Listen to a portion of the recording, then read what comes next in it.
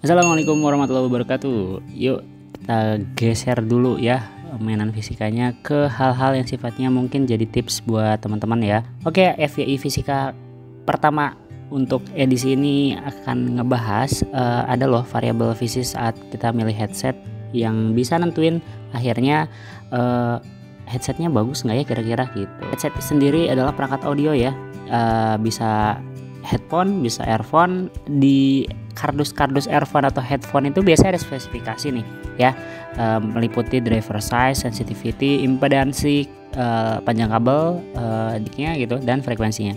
Nah, di sini kita mau bahasin 3 variabel fisik ya, yaitu frekuensi, impedansi, sama sensitivitas ya. Yang pertama dulu ya, kita ke frekuensi ya.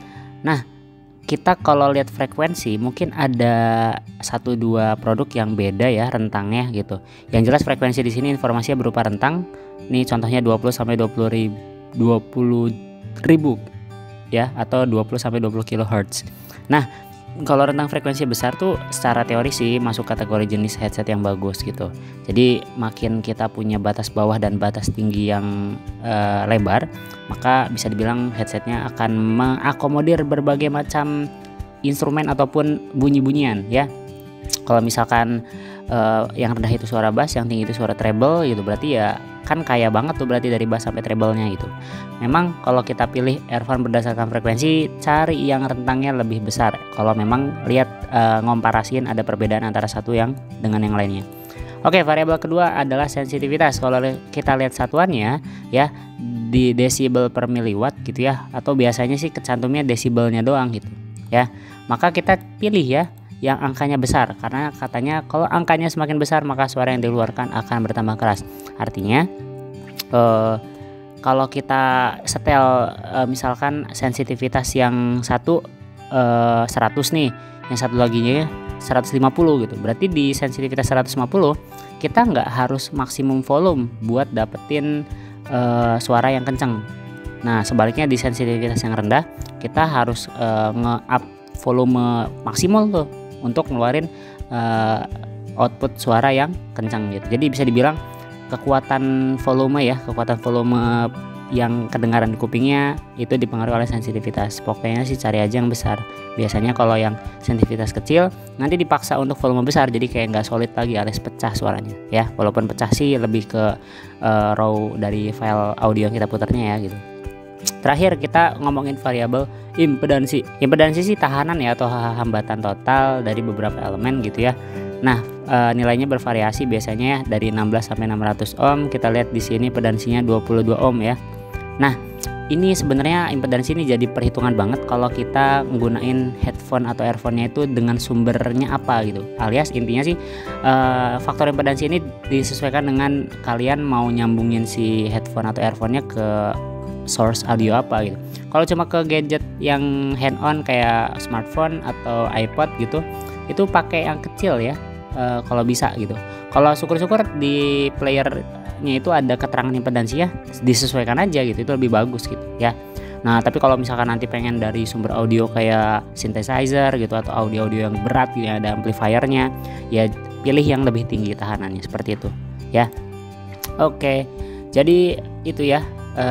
Kita omongin variabel fisik yang ada di spek earphone. Jadi kalau kalian main ke toko atau Naiso atau Miniso gitu, ada beberapa earphone harganya sama gitu kan, modelnya mirip, tapi pas dilihat di belakang ada beda spek. Nah, pilih ya 3 kriteria tadi, itu lumayan buat kita jadi lebih mudah untuk mendapatkan kualitas audio yang bagus.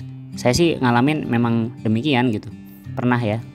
Oke, next kita ke bahasin berikutnya ya. Apa sih efek dari busa pada mic? YouTuber atau kalian yang doyan-doyan rekam suara via gadget-gadget yang simple, boleh deh ya di sumber suaranya itu kalian pakein busa. Kalau nggak ada busa yang sesuai dengan si perangkatnya, pakai aja spons cuci piring, lumayan ya gitu.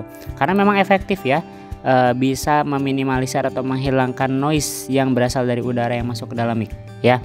Nah, konsep fisikanya keren sih, simple.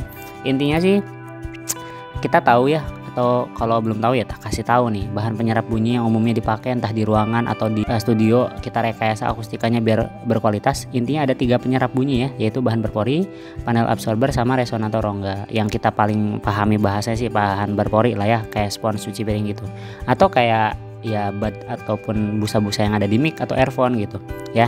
Jadi ceritanya prinsipnya tuh di pori-porinya itu berfungsi sebagai pemantul dan pembelok yang nanti juga akhirnya ujung-ujungnya akan melemahkan udara atau bunyi yang menjadi sumber noise, kayak bunyi nafas, kayak udara dari nafas yang memang nanti bisa menimbulkan noise atau bunyi gangguan gitu. Dan juga suara angin ya. Kerasa banget bedanya. Nah, di sini ada Instagram Picibles yang jadi sumber gambar ini. Kalian main deh ke Picibles, di situ ada perbedaan ketika si busa itu dipakai di mic sama nggak dipakai, itu benar-benar sumber noise-nya bisa terabaikan.